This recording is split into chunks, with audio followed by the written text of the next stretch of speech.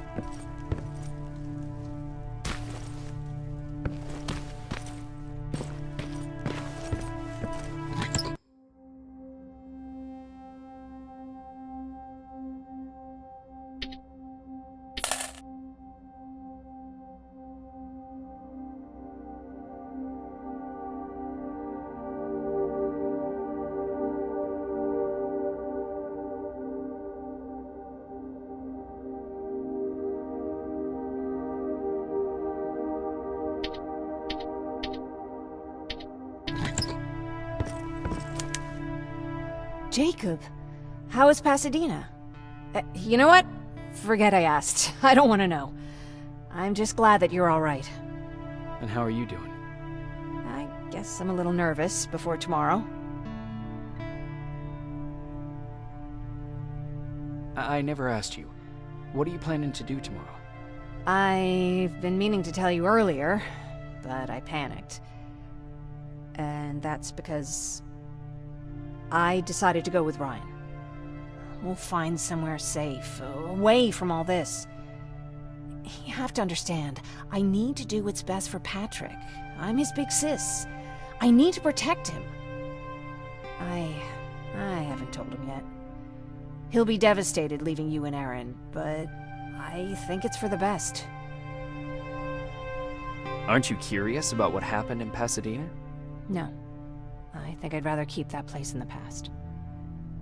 Actually, I have a confession to make. I've never been outside of Pasadena until now.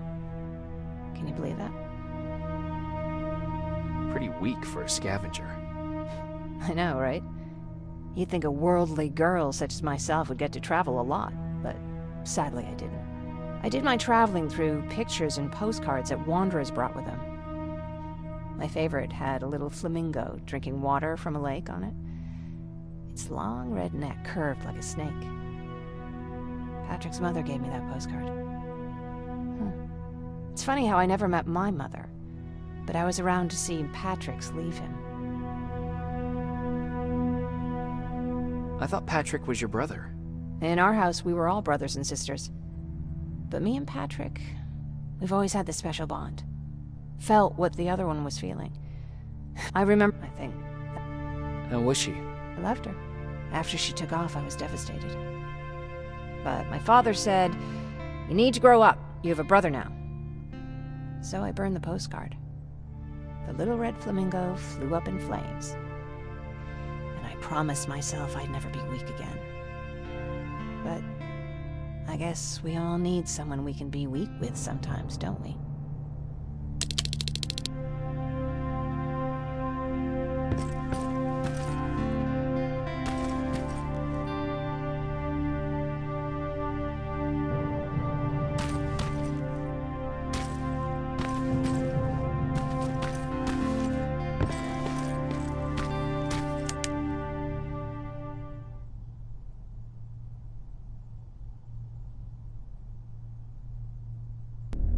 Wake up! We need to move. What's going on? Everyone, wake up! You need to get out of here. Who the fuck are you? It doesn't matter. What matters is that you can't stay here any longer. She asked a question, and I suggest answering. You don't want to do that. I've got this place rigged with explosives, and there's a detonator in my pocket. You got what? Do you mind? Lower your gun, Ryan. He's the one that saved my life. What do you want from us? You have to get out of here. Skynet's on its way. They finally found you. What you mean they found us? They were looking for us? Not for you. For him. He's essential to winning this war. Skynet knows that. That's why they've been following him for months. I have to make sure nothing happens to him.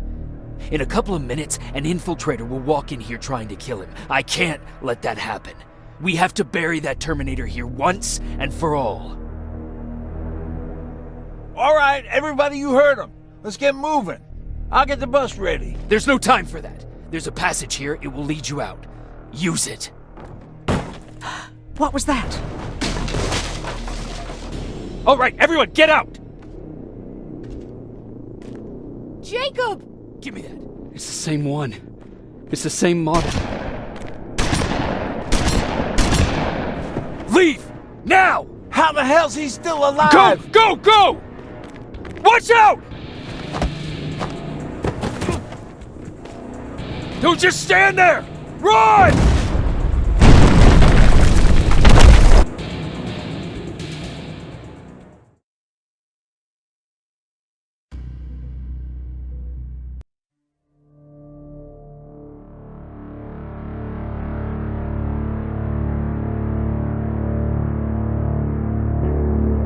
Baron listened to us.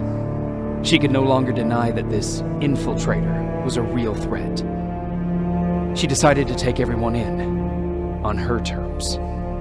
The shelter was on high alert, but thanks to the intel I gathered in Pasadena, we slowed the advance of the Annihilation Line and gained some time. Just enough to start preparing the counterattack.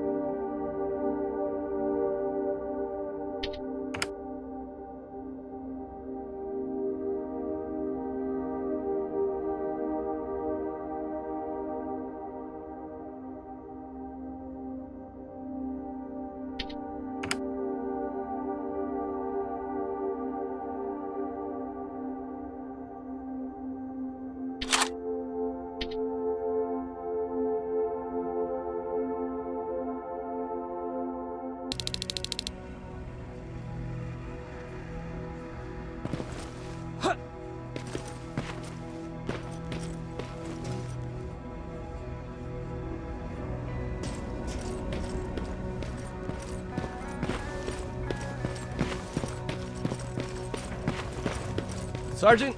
At ease. Well, look at you, Sergeant. When you helped us in Pasadena the other day, I was trying really hard not to panic because you were only a private. Sorry for underestimating you. I guess I should salute or something? How's Patrick? Every day a little better. Aaron says he'll be back on his feet in no time. She's done a great job with him. I wish I could repay her somehow. It just doesn't seem that she needs anything. Getting ready for another scavenging run? No, I just came out here to catch my breath. Baron is giving us the entire evening off, believe it or not. Doesn't sound like her. I need to report to Baron.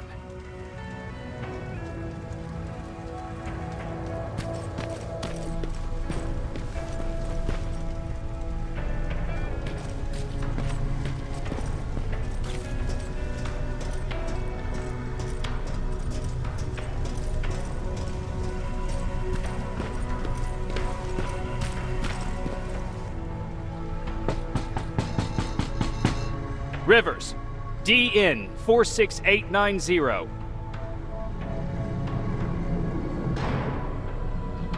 The commander is expecting you in the control room, Sergeant.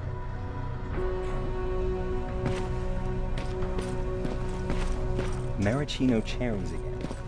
I don't get it. How did they bring that buggy down here?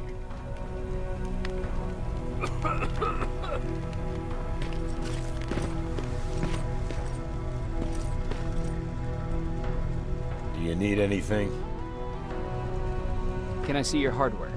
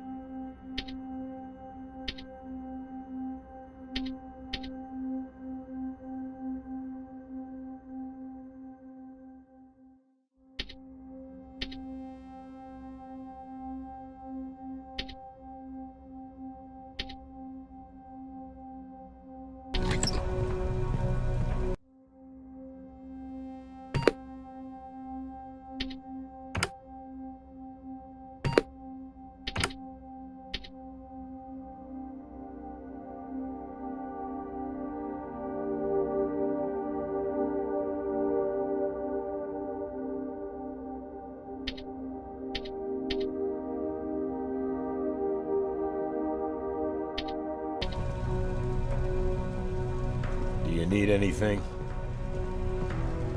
Can I see your hardware?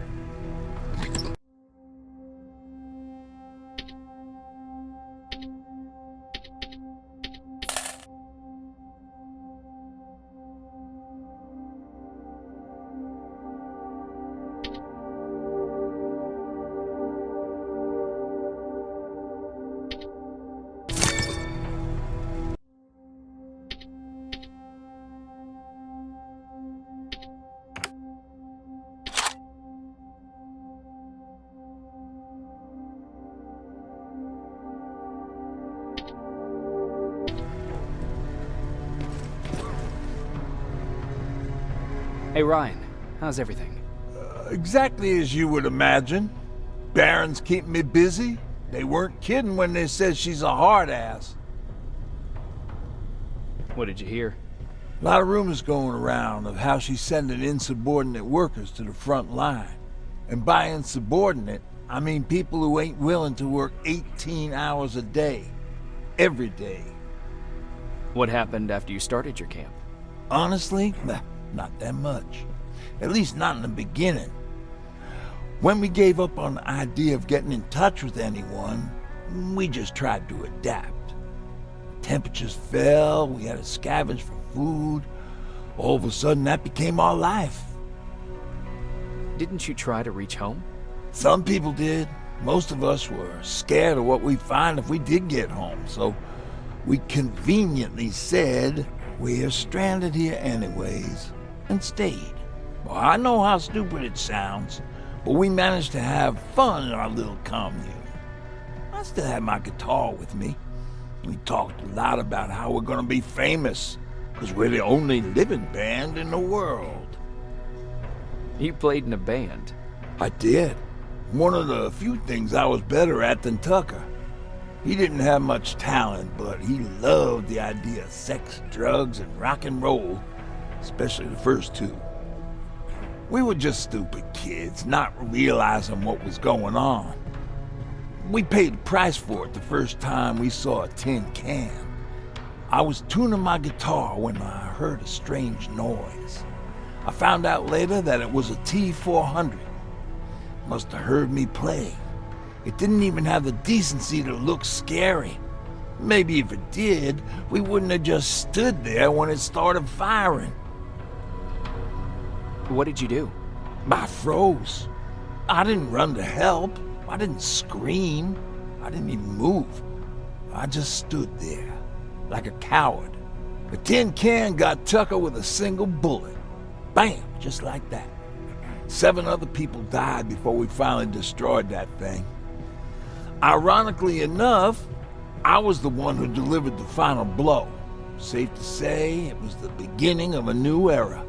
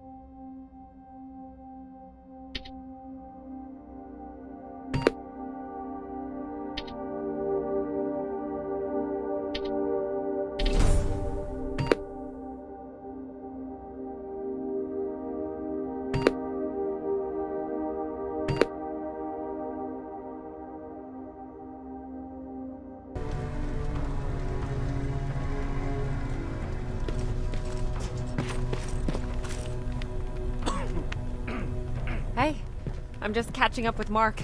I'll get back to work in a couple of minutes. You won't tell, right? But no, seriously, you won't tell, right? I'm going out soon. I haven't made my daily quota yet. I still have 3 more rats to catch. If you see one, let me know, okay?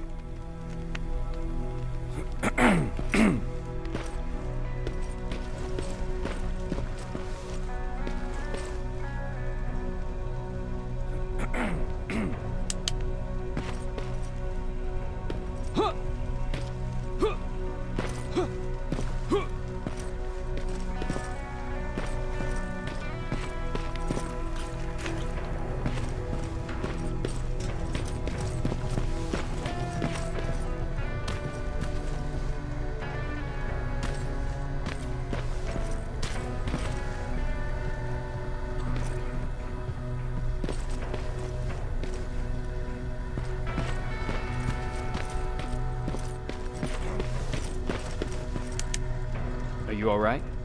Me? Honey, I'm about the most well-adjusted person in this goddamn place. It's the others you should be concerned about. You mean Ryan? Ryan ain't so hot either, but that's another story.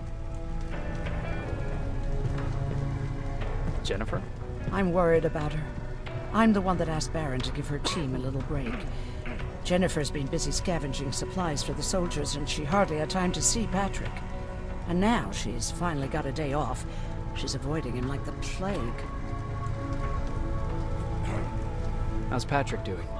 He's fine, but it wouldn't kill you if you checked on him yourself. Is there anything you need? No. I have to say the Resistance is pretty well supplied.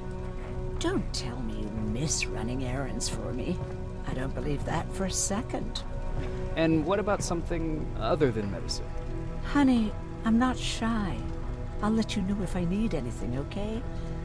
But thank you for asking. Take care.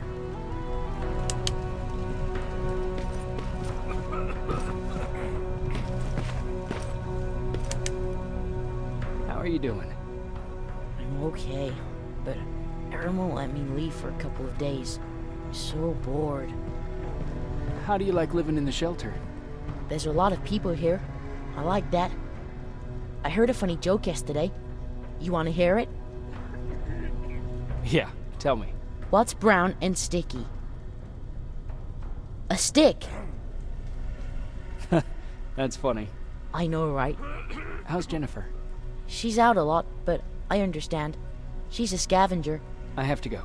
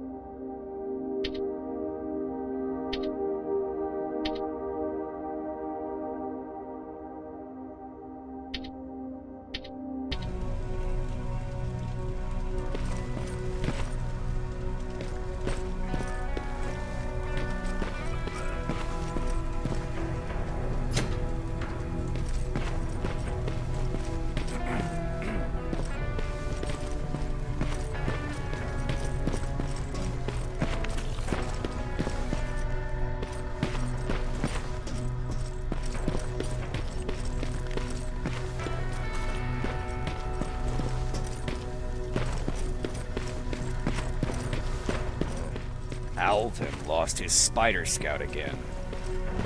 I saw it crawling through the shelter earlier. Almost gave me a heart attack.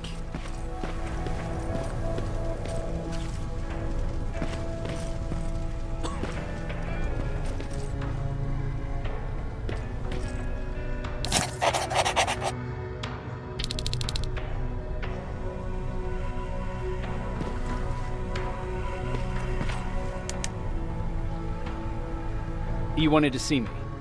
You're finally here. Good. I have a special task for you. I want you to head downtown to check on the doctor. Doctor? Alvin. He's out there making sure that our defense systems are working properly. Ever since we went radio silent, I had a small team of trustworthy messengers maintaining communication between our outposts.